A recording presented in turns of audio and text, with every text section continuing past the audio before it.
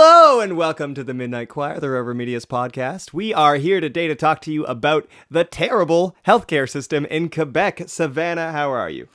I'm doing okay, unlike our healthcare system. Here we are for you. If you like the things that we are doing, we have a website, therover.ca/newsletter. You want to go sign up for that because we have really good news. What is coming out in the near future, Savannah? Well, very soon, within the next couple of days, I'm super excited that we're going to have... Oh, it's probably going to already be out by the time this podcast goes live. So maybe go check our website.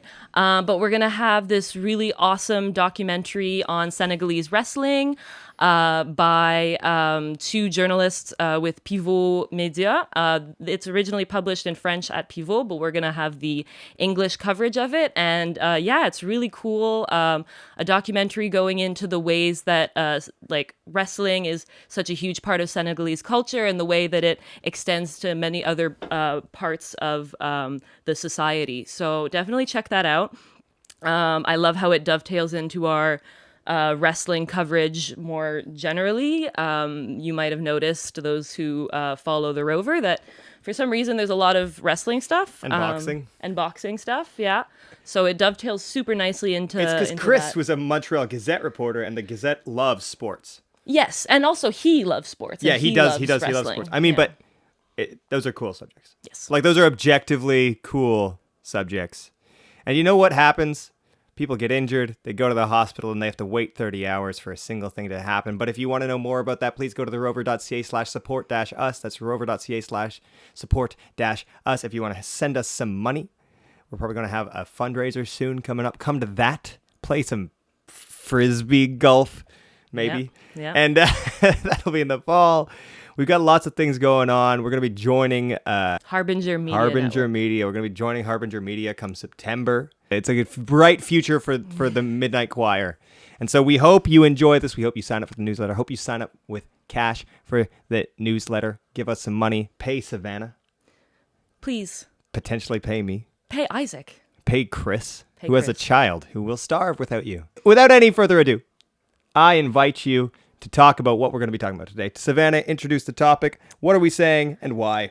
Well, we're going to talk about the healthcare sector. I think that we've been beating around this bush the last two previous episodes. We've mentioned it. Yeah. We've certainly mentioned it. And the impetus is a recent report from Aaron Derfel. I'm going to name drop him again. He just does amazing work on the health. Was it him who released the editorial on let us pay less taxes or give us good healthcare? Did you see that today? I did not see Montreal that. Gazette released a great editorial today. It was called Make Us Pay Less Taxes or Give Us Better Healthcare. Okay, I so don't think that was the exact name, but it was it was arguing for exactly that. Yeah. It's like, if we're going to pay this many taxes, that's fine, but give us the healthcare that we're paying for then. So he probably wouldn't have written it, seeing as it's a Gazette editorial. If it's a Gazette editorial, it means that it is technically the entire staff. But seeing as he's the healthcare reporter, I wouldn't be surprised if they had done a certain amount of, separation of church and state, and that he did not work on it. That's just Makes sense. based on what I know of newsrooms. But I mean, yeah, definitely the sentiment is a valid one when we see just how bad the healthcare sector is doing. Just to give some numbers, 780 doctors have withdrawn from the public sector in Quebec, I believe last year. And this is compared to only 14 doctors outside of the province who are not part of the public sector. So just a staggering difference there. And what that kind of boils down to is that Quebec is the only province actually where doctors can easily opt out of the healthcare sector, of accepting the RAMQ as payment, basically. Which is crazy because we are known for our socialistic tendencies here in Quebec. So you would think that the healthcare system would be better funded or more attractive to a doctor. You would think so, absolutely. But the private sector is very strong in healthcare here in Quebec, actually. Is that new? So I moved here, almost 4 years ago. When was the private sector introduced? Because in British Columbia, we have a private health sector a little bit, but it's very small, almost non-existent. There's a couple hospitals, but that's it. And they're in the richest neighborhoods in Vancouver, basically. Yeah. So I wouldn't be able to tell you when exactly privatization started. We've definitely seen an acceleration with the current CAQ government with François Legault. But definitely things started to take a more privatized, more neoliberal turn as of the 90s, really, when the PQ was in power. It was under Lucien Bouchard. They were facing a lot. One of the big sort of criticisms of the naysayers of like an independent Quebec nation has always been that Quebec is not good with money, right? And that Quebec spends too much on social services and would not be able to maintain itself if it were an independent nation. And so that's why one of the reasons, I wasn't in Lucien Bouchard's head, but that was one of the reasons it seems that they did a lot of cutting in the healthcare sector, a lot of cutting of social services, in order to be seen to be more fiscally responsible. And that is kind of like the beginning of our woes. But it's important to realize that like the severe underfunding of our healthcare sector is, the fault of the current government. Obviously, they're the ones in power. There was severe cuts in the 90s. There was also severe cuts in the 2010s with the Liberals. So we have three different political parties, all, I would venture to say, all responsible for what is happening right now. Yeah, and it's interesting because a lot of the current crisis can be traced back to COVID, okay? So COVID causing such severe overworking for the medical staff, and a lot of people quit. A shocking amount of nurses refused to get vaccinated. That was pretty surprising. That's not a big vote of confidence for the people who are working in the healthcare system. And because they didn't get vaccines, a lot of people left the healthcare system. Not a ton. Like, we're talking about a small portion of people, but there's still enough. Like, when every single body counts and the wait times are so expansive, 30, 40 people leaving is quite a few staff, Yeah. And so it's interesting. This was exacerbated by COVID. And I think the CAC overall had a pretty good response to COVID, but clearly they didn't prepare or deal with the aftershocks of COVID well at all. And if you think about it, right after COVID was when they started announcing their 10% tax cuts or so. Yeah. And if you think about that, that's absolutely wild. It's baffling that they would cut in the moment when we were coming out of a major crisis. It was a terrible time to cut, and they were trying to appeal to a voter base because there was an election in 2022.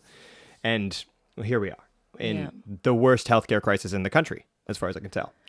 Yeah, definitely. The worst healthcare sector that Quebec has ever seen. Like, it is, we're seeing record highs in terms of wait times for emergency rooms, wait times for surgeries. So definitely like the worst that we have seen. I think that the pandemic certainly revealed or severely aggravated some issues that have been present for a long time in the system. Yeah. Last year I did an article about working conditions for nurses, and one of the things that I heard a lot was nurses saying that in the past, 10, 15, 20 years that they've been working, the patient to nurse ratio has just gotten bigger and bigger and bigger. There's more and more patients for each nurse to take care of. Yeah. Patients are arriving to the emergency rooms a lot sicker, requiring a lot more intensive care. The working conditions have been declining for 15, 20 years, but the speed at which it aggravated in the last 5 years, or 4 years, has been just crazy. Now, what are the wait times for things like surgeries? Can you talk about that a little bit? Surgeries, I saw something. It depends on what type of surgery you're looking for. So one of the really bad ones right now is orthopedic surgery. And there are people there's 20% of people who are waiting for surgeries that are they've already been waiting above the allowable wait time. There's, for every type of surgery or not for every type of surgery, but for every category of surgery, there's a different like allowable wait time. Okay. And yeah, so we're seeing a lot of people who are exceeding that allowable wait time. So it could be Right. something like more than 18 months or something like that. Right. Which is crazy. I remember when I was a kid, 6 months was a long time. A 6 month wait time, you're like, this is for a not mandatory surgery, a Yeah. 6 month wait time. Yeah. And now for some mandatory stuff, 18 months. Yeah, it depends. It depends. I don't. Depends on what it is. For orthopedic surgery, which is something that you need to have, but that is like, it's not the same as like surgery to remove cancer, right? Just in the scale of things. So I think it is definitely longer than Yeah. 6 months. How is Montreal compared to the rest of Quebec? Montreal is among the worst. Yeah, Yeah. Montreal is among the worst. We're seeing the biggest wait times in terms of emergency room visits. We're increasingly there are more and more emergency rooms where they're starting to see like 30-hour wait times, like with increasing frequency. Maybe not all the time, but often enough that it's very concerning. And happening on a somewhat regular basis. Definitely Montreal is among the worst. A day and a half, which is, well, not a day and a half, a day and a quarter. And that's absurd. I cannot imagine, because I've been to the hospital before, and you're waiting there. One time I was there because I get strep throat all the time. It's once you get strep throat once, you get it like a million more times. And so every couple of years I get strep throat. And so a couple of years ago, I got strep throat, walked down to the hospital, which is a few blocks from where I am. I'm in NDG, so the big hospital is right there. Walked over to the hospital. Took 6 hours for them. And then they said, yeah, we're not actually going to give you the prescription here. We're going to send you to a clinic, which I had gone to that clinic before. And they said, sorry, it's a week wait before we can get you in. And so when I went to the hospital, waited for 6 hours, they then called that clinic and scheduled me an appointment for a week later. So I could have just done that myself. Like right at the start, yeah. I should have just done that immediately. And that clinic is a walk-in clinic, by the way. Yeah. And you have to book an appointment for the walk-in clinic to walk in. And then when I went to that clinic for my strep throat, I arrived for my time and I had to wait 3 hours. Yeah. No, that was 2 years ago. Yeah. And like, I guess you don't have sorry, I shouldn't make assumptions like this, but do you have a family doctor? Of course not. No. Okay. No. I mean, I just arrived to Montreal. Okay. Almost 4 years ago. So it's one of those things where I would love a family doctor. The other problem is, as somebody who's gender nonconforming and who is potentially interested in like a trans care, I would like a doctor who is queer friendly. Not always easy to find. So now you have extra complications if I want a family doctor, which I do, where I would want somebody who would be trans friendly. Yeah, absolutely. And that's hard in Quebec. Like it's already a controversy here. Like Quebecers, doctors are weirdly regressive in a lot of ways sometimes, have troubles with talking about that kind of stuff in like a normal way. Yeah. And so often my friends, I have a lot of trans friends, and they talk about how they have to force the issue.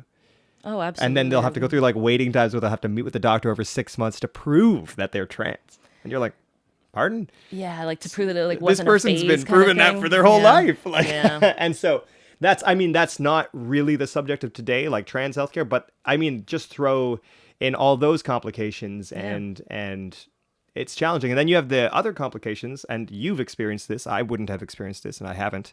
Trying to tell a doctor what you're going through as a woman and then you have to like prove that, or they won't listen to you.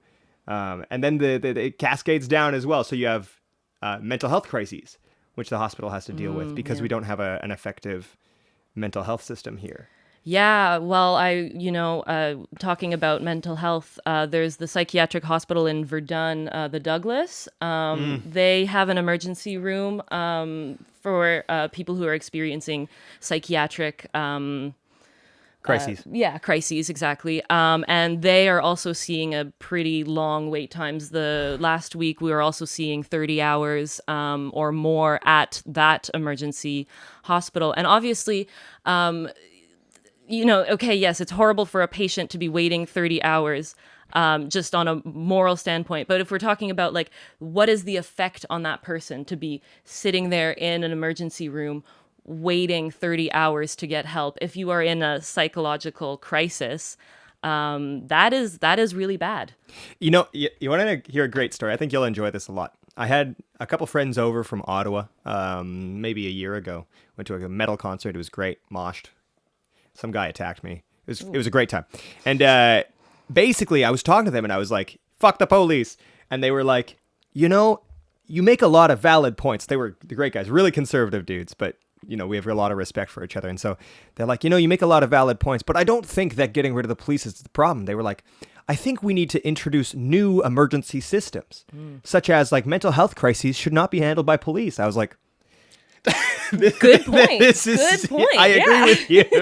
Like, you're just right. And so my conservative friends were like, oh, what if we had like a 911 and you could have somebody come to your house who's a psychologist, somebody who's paid to go to people's house and help with a mental health crisis, who's not armed. And that's the kind of solution that would fix these hospital problems. Like, because I have friends who've attempted suicide and or are about to, or crazy stuff. They'll go to the hospital and they have to wait 8 hours, and then they're holding up the lines, when an effective solution is having an emergency line where somebody comes and helps you in person. And the crisis lines are good, but it's not quite the same as somebody coming in person. Yeah. You know? No, that's true. Absolutely. And like when someone has to travel to an emergency room, take themselves to that emergency room, and then they're sitting there waiting 30 hours In a crisis. Yeah, exactly. Yeah. It's not, there's observable, I was reading up on all of Aaron Derfel's reporting this morning, but a really great study that came out of the US that showed that like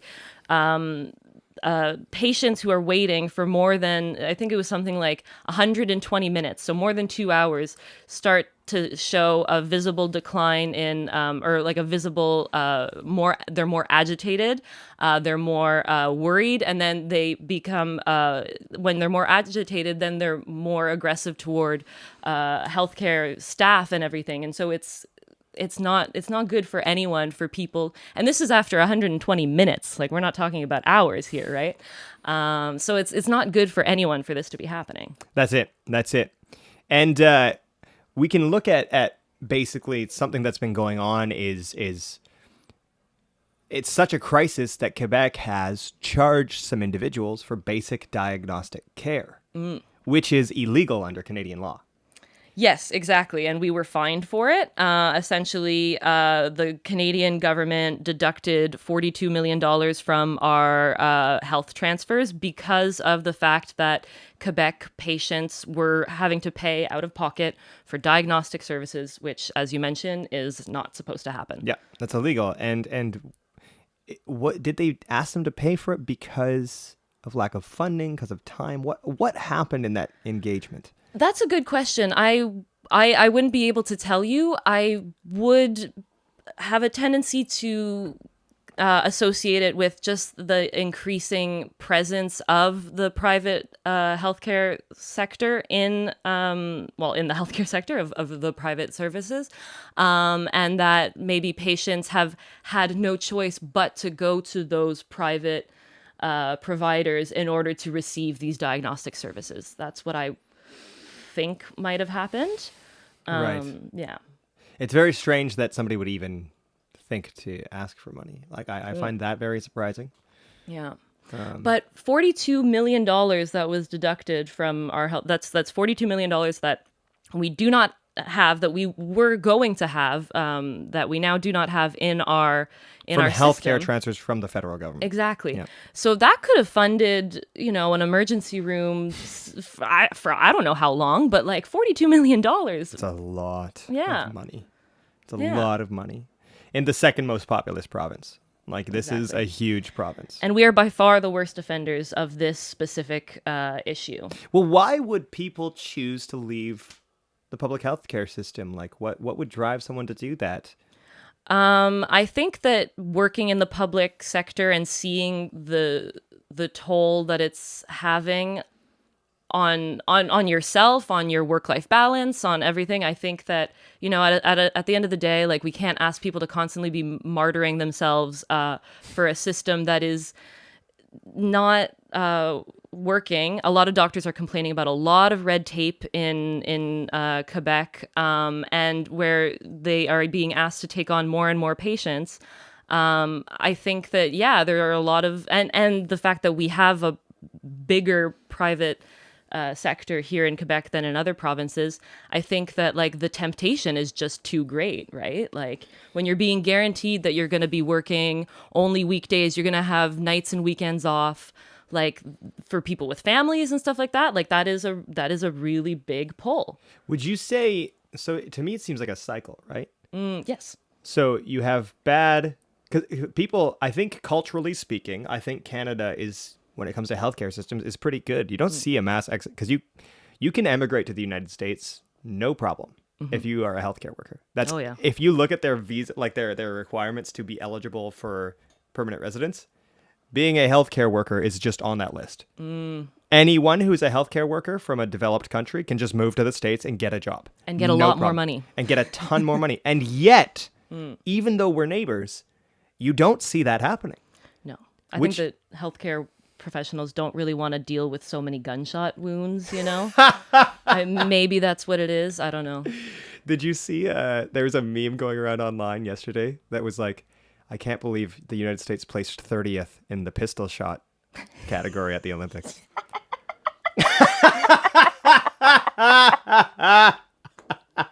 That's terrible. And I sent it to a couple of friends, and they were like, they're better at mass shootings than the single one.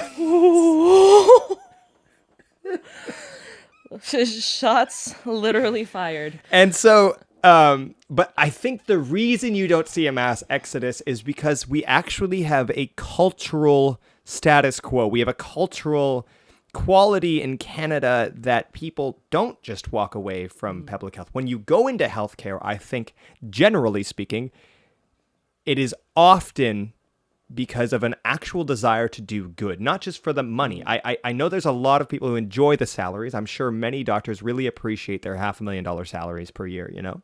But, and of course, but they still aren't leaving en masse to go to the United States where they could make a couple million a year in USD, which is 4 or 5 times more than they could make here. And I think the reason for that is because people want to do something good here. People want to do the right thing here. Doctors, people who study medical systems, who go into nursing, they would like to be doing something in the public sector and helping people because that's what they desire.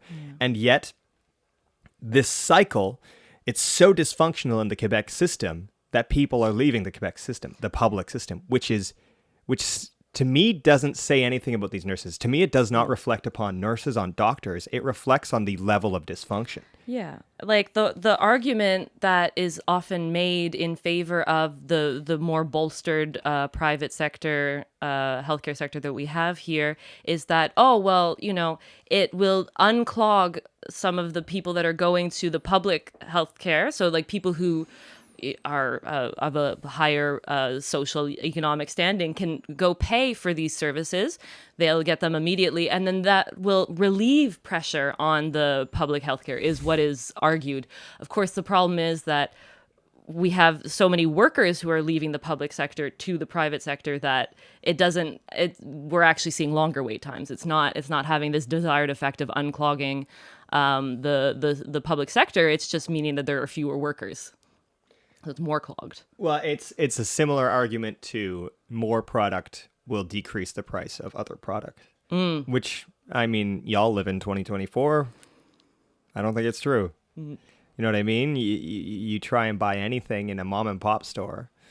It costs 10 times more than Amazon. And yeah, Amazon has all the products, but Amazon is also putting people out of business, bankrupting people because they're forcing people to pay so little, or like to make so little in wages and then pay 30% of their income to Amazon. So I think that argument is extremely flawed, especially if you look at the evidence, when you look at the reality that which most of us are living in. Because I think, okay, you know, you can argue about evidence all day because some people would argue, oh, well, there's evidence to the contrary, blah, blah, blah.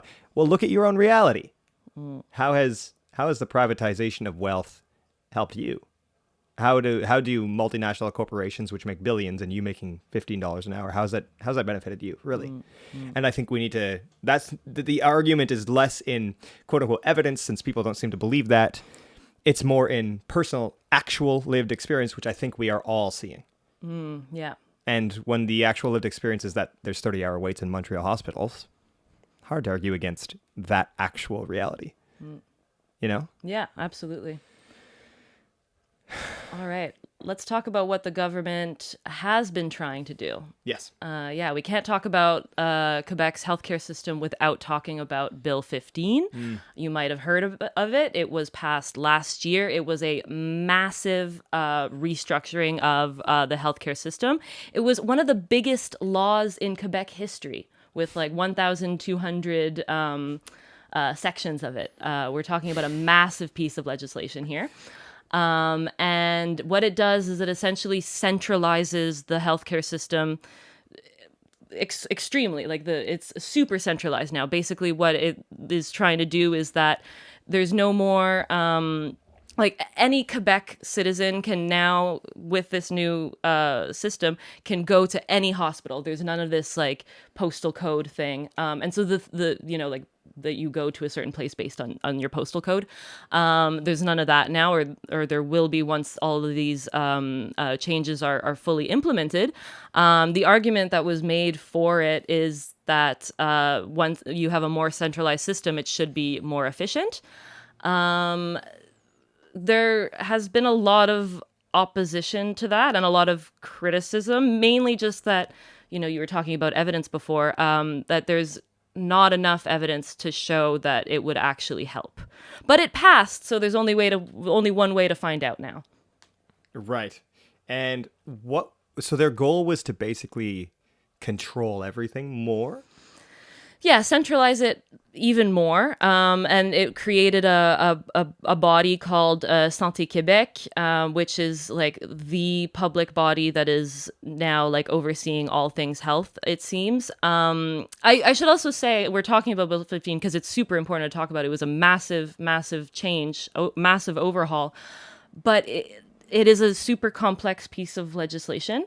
So I'm not going to lie, I don't really understand all parts of it. It is so complex, actually, that opposition party members who were attending technical briefings about the legislation, who attended a technical briefing about the legislation, asked for a second technical briefing because they were so confused as to what it all meant. So it's like, it's hard for lawmakers to understand this bill. So just, yeah. Yeah, so if your own government is struggling to understand the complexity of a bill, is it an effective bill, right? And not that, obviously, there's a lot of laws that are extremely complex in general, but usually the lawmakers would be the ones to say, well, I understand it. You know? Exactly. And it was, the other thing that was really controversial was that the Quebec government, they forced it through, basically. They what's it called? They forced closure or something. Basically, what it means is that they made it so that there was less time for deliberation and fast-tracked passing the law, basically in order to, it was controversial. The deliberations were going on for a very long time. They wanted to close up for the 2023 session and get it off, get it, applied and do you passed. think that was a strategy because it was so complex? They didn't want to deal with the scrutinization of this bill? I almost don't even want to give them that much credit.